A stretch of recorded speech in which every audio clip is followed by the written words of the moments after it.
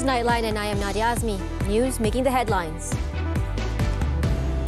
Corruption threatens the Malays, not other races, says PM.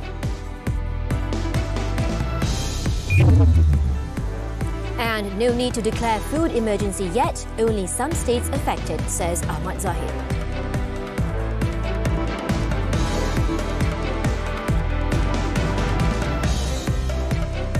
The threat to the survival of the Malay community is systemic corruption and not other races. Prime Minister Datuk Seri Anwar Ibrahim stressed that certain political leaders should stop playing up religious and racial sentiments to divert attention from the issue of corruption, which is still rampant in the country.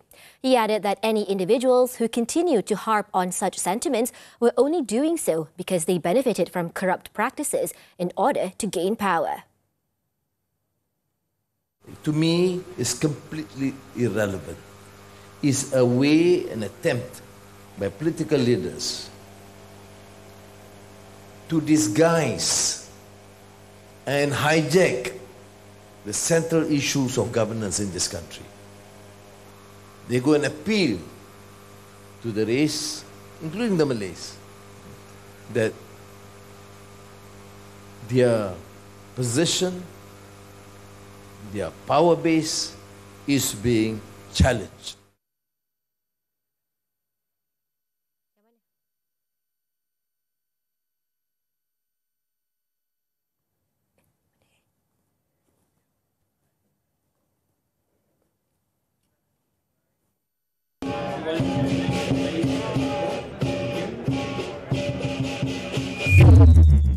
Meanwhile, Datuk Seri Anwar said that high food import bills and issues concerning food security are among the topics which have been given emphasis in the revised 2023 budget, which he will table in Parliament on February 24th. This is in order to reduce the country's dependence on food imports, as it had exceeded 63 billion ringgit last year. Makanan terlalu tinggi. Jadi ini hal-hal yang kita akan berikan tumpuan dalam belanjawan.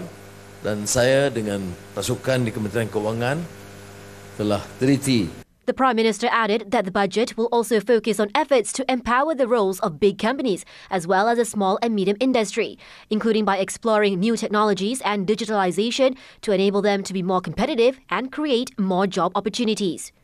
Datuk Seri Anwar, who is also Finance Minister, further said the government would also look into environmental issues, as well as the possibility of introducing clearer and fresher economic policies that will be beneficial to all.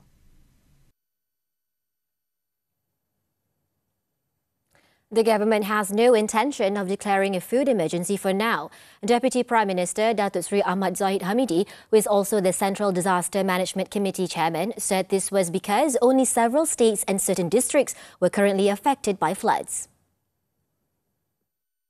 Pihak Jawatankuasa Banjir Negeri, Bencana Negeri telah mengambil langkah-langkah proaktif bersama dengan Jawatankuasa Bencana Peringkat Daerah.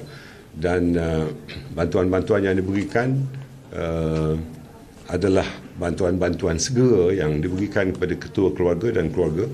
Dan pada waktu yang sama kita tentunya mempunyai beberapa perkara yang harus dilakukan, terutamanya ialah pasca banjir.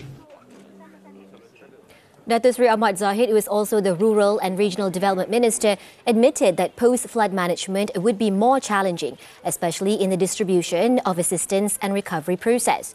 He said this at a media conference after visiting the Mersing Polytechnic Flood Relief Centre on Saturday. Also present were Johor Menteri Besar Dato' On Hafiz Ghazi and Johor State Secretary Tan Sri Dr. Azmi Rohani. Mersing is among 7 districts in Johor affected by floods, with the current number of evacuees at the 6 temporary relief centres in Mersing totalling around 800 people.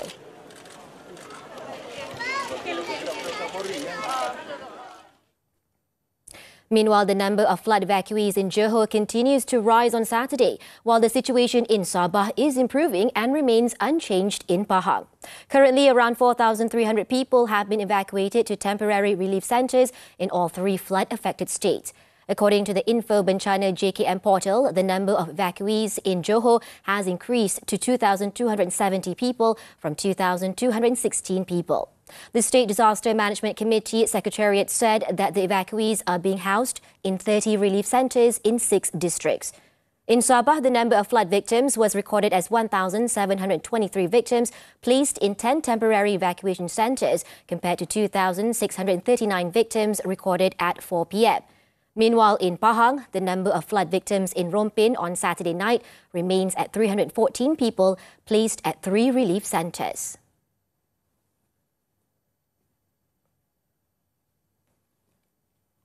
In other news, upgrading facilities of flood relief centres will be among the government's focus in efforts to better manage flood victims. Minister in the Prime Minister's Department for Sabah, Sarawak Affairs and Special Functions, Dato' Armizan Muhammad Ali, said currently most centres were set up at public halls and schools which have their own constraints. Dan bila di sekolah pula juga ada isu-isu yang timbul. Walaupun mungkin tandasnya banyak tetapi dengan kesesakan jumlah masa yang cukup besar, ia akan mengganggu infrastruktur di sekolah. Jadi ini antara perkara yang perlu kita lihat. He also said as a long-term measure to address the issue, the government planned to build permanent relief centres in flood-prone areas in the country. Dato' Armizan added that the government has also started providing ready-to-eat retort-packed meals to flood victims in Sabah during the current northeast monsoon season. He pointed out that the introduction of the food retort technology is new in Sabah but has been implemented throughout the flood-affected states in Peninsular Malaysia and was already proven to be effective.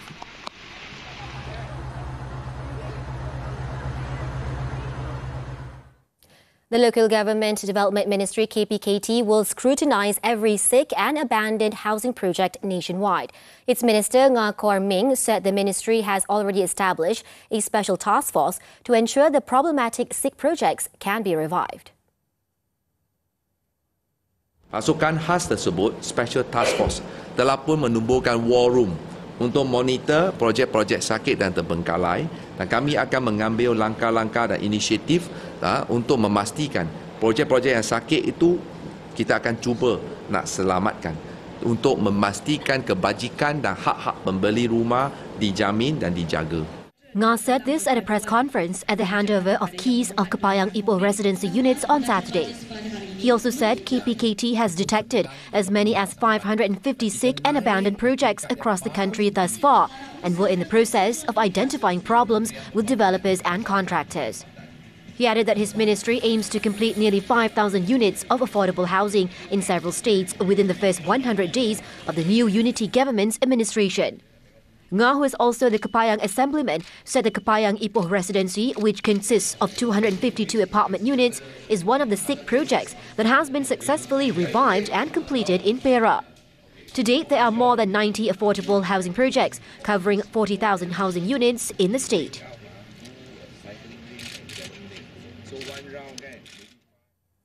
The Transport Ministry MOT is still waiting for the report from experts regarding the structural damage that had affected the Ampang Line Light Rail Transit LRT service after a kinked track alignment was detected near Bandaraya Station on Friday. Its Minister Anthony Loke said Rapid Rail Sdn Bhd engineers were still assessing the structural issues to determine whether the line would be safe to resume service. Walaupun saya faham bahawa apabila satu stesen itu terpaksa ditutup, ia memberikan gangguan kepada ramai penumpang.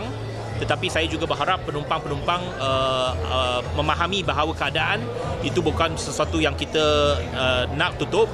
Tetapi oleh kerana kita mesti utamakan keselamatan train dan juga keselamatan penumpang. Itu yang paling penting. Loke was met by reporters at the Chinese New Year Open House hosted by the Associated Chinese Chambers of Commerce and Industry of Malaysia, ACCCIM, at Jalan Ampang on Saturday. He added that he could not give a definite answer on when the Ampang LRT line service will resume as normal. He explained that once the report on the structural issues has been received, the ministry will make a decision on how to mitigate the issue and further announcements will be made in a day or two. It was believed that the kinked track alignment near the Bandaraya station and the structural damage to the flyover in the area were due to construction works nearby. As a result, Rapid Rail has decided to close the route between Masjid Jami and Bandaraya stations until safety and stability can be ensured. The Ampang Line LRT service is also being carried out at a reduced speed, causing a delay of 9 minutes in the central business district and 18 minutes outside the business district.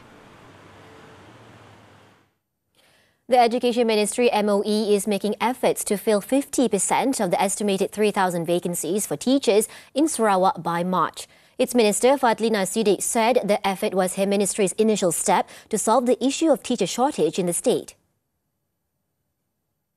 Kita akan cuba selesaikan dalam 50% dulu. Ya, bukan sebab dia isu penempatan ni bukan di Sarawak saja, ada negeri-negeri lain juga yang kita harus penuhi juga. Ada kitaran dia lah, ada yang mohon untuk balik dan kita kena bawa yang baru masuk.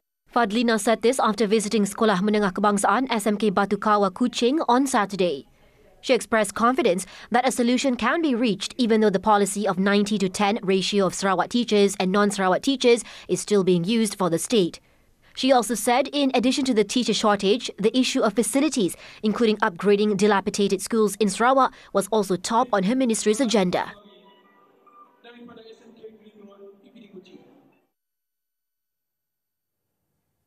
UMNO will rise again following the sacking and suspension of several party leaders and members on Friday night. Its Secretary-General, Datuk Seri Ahmad Maslan, said the party will continue to move forward based on the directions outlined by its President, Datuk Seri Ahmad Zahid Hamidi, in his policy speech at the recent 2022 UMNO General Assembly. In a tweet on Saturday, Datuk Seri Ahmad said the 5 directions were reviewed by Datuk Seri Ahmad Zahid during Friday's UMNO Supreme Council meeting, which were forging strategic cooperation, breathing new life into the party with ideas and effective cadres, revamping the party machinery, as well as grooming and highlighting new faces in the party. Datuk Seri Ahmad also tweeted that the meeting also decided that elections for the UMNO Supreme Council members and division committees will be held simultaneously nationwide on March 18th, while elections for the party wings, Wanita, Youth and Putri will similarly be held simultaneously but earlier on March 11th. As for the elections for the branch committees as well as their respective Wanita, Youth and Putri wings, they would be held from February 1st to 26th. On Friday night, Datuk Seri Ahmad announced the sacking of former Selangor UMNO Chief Tan Sri Noh Omar and former UMNO Youth Chief Khairi Jamaluddin for offences committed during the 15th General Election GE15. UMNO also suspended Sembrong MP Datuk Seri Hishamuddin Hussein, among others, for 6 years. Meanwhile, Datuk Seri Ahmad Zahid said he will explain the decision behind the sacking and suspension of several leaders and members from UMNO soon. Now, Khairi and Tan Sri Noh have taken to social media to voice out their disappointment over the decision to sack them from UMNO. Both also claim that the move was done without any due process and went against the party's constitution as they were not given the opportunity to defend themselves. In his Instagram story on Saturday, Khairi said UMNO unilaterally sacked him despite his loyalty to the party for over 2 decades. The former Rembau MP also said he was not provided with a proper hearing or issued a show-cause letter before he was booted out of the party. As for Tan Sri Noh, the former UMNO Supreme Council member said that he had been issued a show-cause letter and called to face the UMNO Disciplinary Board on Monday. However, he was dumbfounded that he was labelled as a guilty person and given the punishment even before he had the chance to face the disciplinary board. Sebelum saya dipanggil oleh lembaga disiplin, keputusan telah pun dibuat malam tadi dengan menggantung saya. Jadi oleh kerana saya tidak mahu bersekongkol dengan pemimpin ataupun presiden UMNO yang boleh menguburkan UMNO, maka daripada saya digantung, lebih baik saya terus dipecat. Still to come, far-right politician Paludan at it again with Quran burning. Stay with us.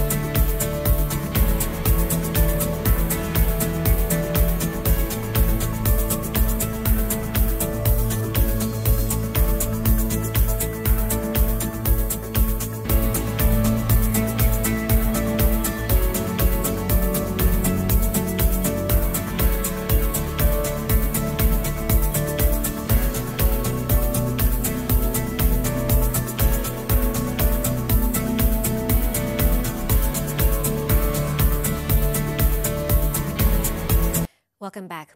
A far-right Danish politician has once again torched copies of the Quran near a mosque and outside the premises of the Turkish embassy in Copenhagen.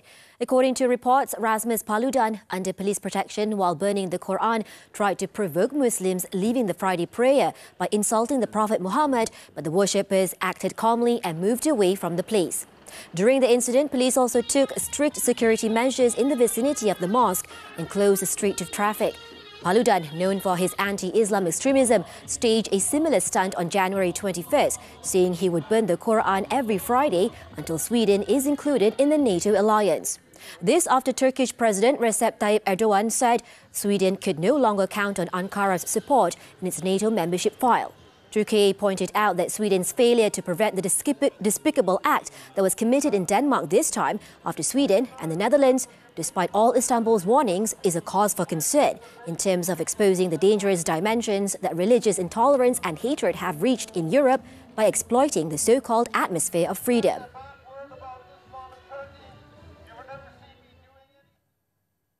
Israel police arrested dozens of Palestinians after a gunman killed 7 people outside a synagogue. Authorities identified the gunman as a 21-year-old resident of East Jerusalem, the sector of the city annexed by Israel after the 1967 Six-Day War. It was reported that there has been no indication that he had prior involvement in militant activity or was a member of an established armed group. The suspect was killed by police following a brief chase. In a statement, Israeli police said following the shooting, they had arrested 42 Palestinians for questioning overnight. Those detained included residents of the gunman's neighborhood.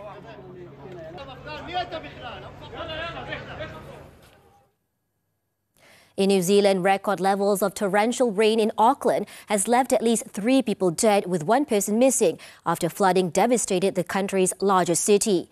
According to authorities, the bodies of 2 men were found in floodwaters in 2 separate incidents in a northern suburb, while a 3rd person died after a landslide brought down a house near the city centre. New Zealand Prime Minister Chris Hipkins on Saturday said Auckland experienced its wettest day on record on Friday, but the level of devastation in some areas is considerable. Most of the floodwater had subsided by Saturday afternoon, but Hipkins warned that further rain is forecasted and advised Auckland residents to stay home. A state of emergency will also remain in place in the city of 1.6 million people on New Zealand's North Island.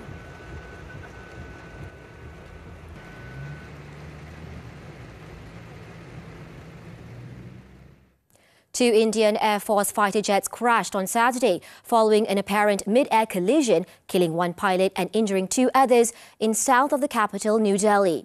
The crash involved a Russian-made Sukhoi Su-30 carrying 2 pilots and a French-built Mirage 2000 operated by a 3rd. Both aircraft had taken off in the morning from the Gwalior Air Base, about 50 kilometers east of where they came down. The country's Air Force in a statement said the aircraft were on routine operational flying training mission, adding that the wreckage of one of the planes has been located. It added that an investigation was underway to determine the cause of the crash.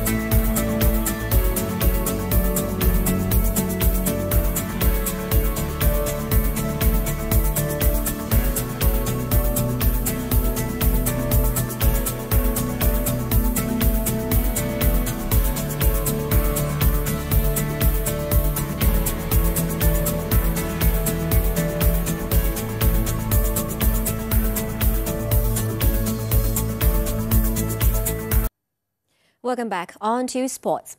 Shallow Silverius notched a brace to inspire Malaysia to a 3-2 win over Japan and a 13th placing in the 2023 Hockey World Cup at the Birsa Munda Stadium in Rourkela, India on Saturday. The Speedy Tigers, under the guidance of coach A. Arul Selvaraj, began aggressively to stun the reigning Asian Games champions when Shallow hammered home in the 8th and 32nd minute to end his World Cup campaign with 3 goals. Syahmi Irfan Suhaimi finally got his first international goal after 4 matches when he scored in the 34th minute. Japan's goals were scored by Kaito Tanaka and Seren Tanaka in the 24th and 32nd minute. Malaysia almost doubled their lead in the final quarter through Ramadan Rosli, but his attempt was thwarted by Takashi Yoshikawa in the 53rd minute. Although it did not matter as they held on to their lead until the final whistle and ensured the Speedy Tigers end their World Cup campaign this time 2 spots better than the 15th placing they earned in the 2018 edition. On to badminton. A pall of gloom descended on the Malaysian badminton camp at the ongoing Indonesia Masters when top women's doubles pair Pearly Tan and Tina crashed out in the semi-finals on Saturday. The world number 6 Malaysians suffered a second straight semi-final heartbreak when they lost 14-21, 19-21 to Japan's world number 11 duo of Yuki Fukushima, Sayaka Hirota after a 51-minute battle at the Istora Senayan in Jakarta. Although the 3-time World Championships silver medalists controlled the first game, Pearly Tina did well to lead for the most part of the second game until 15-15, but failed to take the match into a rubber game.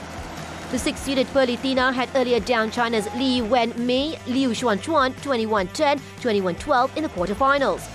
Pearly Tina, the 2022 Birmingham Commonwealth Games gold medalists, have yet to win a title since their 2022 French Open success last October, having suffered a similar semi-final exit in last weekend's India Open.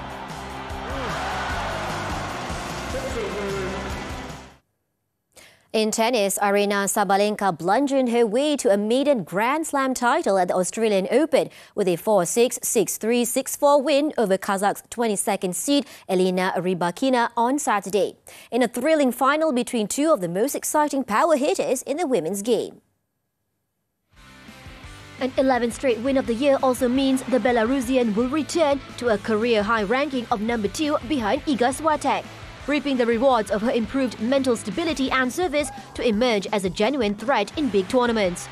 With Russian and Belarusian players only allowed to compete as individual athletes without national affiliation at Melbourne Park due to Moscow's invasion of Ukraine, Sabalenka also became the first neutral athlete to win a major. She dropped to the floor in delight after securing the win and walked up to Rybakina's side of the court to give her a hug before climbing up to claim the Daphne Akers Memorial Cup. On to football. Dominik Szoboszlai's brace saw RB Leipzig second in the Bundesliga table, at least temporarily, with a narrow 2-1 win over Feuerbusch Stuttgart to extend their unbeaten run in all competitions to 16 games. Hungarian Szoboszlai opened the score for the home side in the 39th minute with a 35-yard free kick, before finding the back of goalkeeper Florian Muller's net again in the second half with a strike from just outside the box. Chris Führich gave Stuttgart a lifeline when he converted a penalty following a lengthy VAR decision for a handball against Josko Gvardiol. But Leipzig had no trouble seeing out a deserved win that keeps the pressure on leaders Bayern Munich, who played Eintracht Frankfurt later in the day.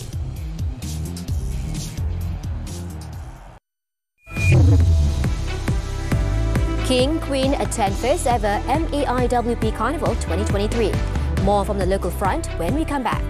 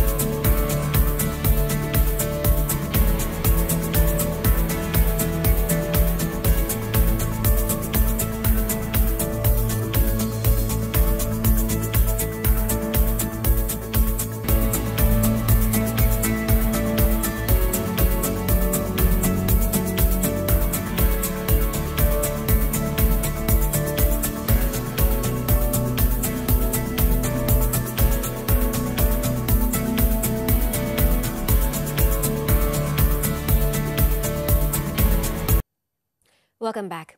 The Yang di-Pertuan Agong Al-Sultan Abdullah Riayatuddin Al-Mustafa Billah Shah on Saturday officiated the first ever Federal Territories Islamic Religious Council MAIWP Carnival 2023 at Dataran Merdeka, Kuala Lumpur. The two-day event, featuring around 100 sales and exhibition booths as well as various programs, is held as part of MAIWP's efforts to get closer to the public.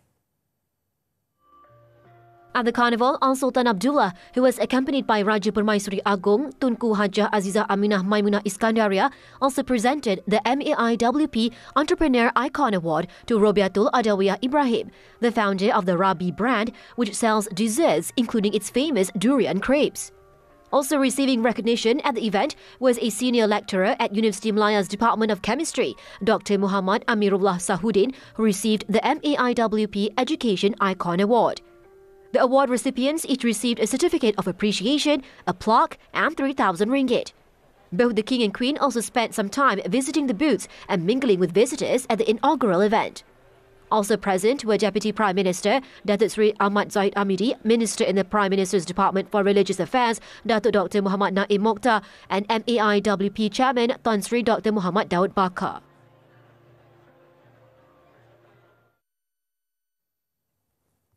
Eight policemen, including 4 senior officers who are attached to the Eastern Sabah Security Command (ESCOM), have been arrested in connection with a murder case in Tawau. Sabah Police Commissioner Dato' Idris Abdullah confirmed that the arrest was made to facilitate investigations into the case under Section 302 of the Penal Code. In a statement on Saturday, Dato' Idris said the Royal Malaysia Police PDRM has set up a special team from Bukit Aman to investigate the case. However, authorities did not issue a detailed statement on the case as it was still in the early stages and for fear that it could interfere with the investigation. Earlier, it was reported that an unidentified man was found dead beside a white Perodua Myvi at an oil palm plantation in Tawau on January 16th. Dato' Idris also said that all 8 police personnel have been remanded for 7 days and a press conference will be held once the probe has been completed.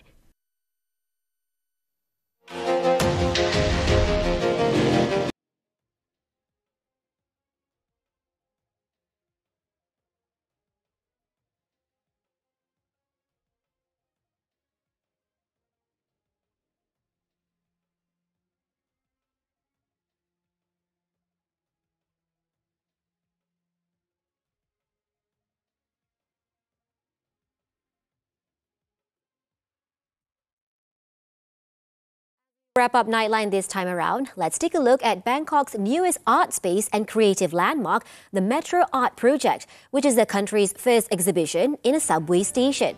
Throughout the year, various activities and exhibitions will be offered to guests monthly in order to encourage the use of public transport in the Thai capital. With that, I'm Nadia Azmi. Thank you for watching and stay safe.